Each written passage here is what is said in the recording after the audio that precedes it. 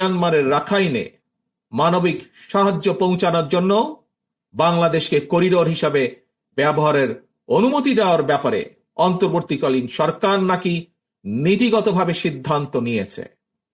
দেশের স্বাধীনতা সার্বভৌমত্বের সঙ্গে জড়িত এমন একটি স্পর্শকাতর বিষয় সিদ্ধান্ত নেওয়ার ক্ষেত্রে অন্তর্বর্তীকালীন সরকার কিন্তু জনগণকে জানায়নি, এমনকি জনগণের প্রতিনিধিত্বকারী রাজনৈতিক দলগুলোর সঙ্গেও কোনোই আলোচনা করার প্রয়োজন বোধ করেনি।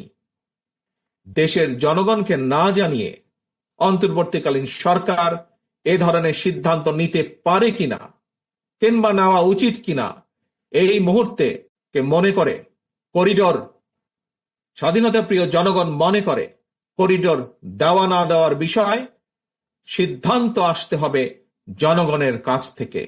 সিদ্ধান্ত আসতে হবে জনগণের প্রত্যক্ষ ভোটে নির্বাচিত জাতীয় সংসদের মাধ্যমে। এ ধরনের পরিস্থিতিতে গণতান্ত্রিক বিশ্বের দেশে দেশে এটাই নিয়ম, এটাই রীতি।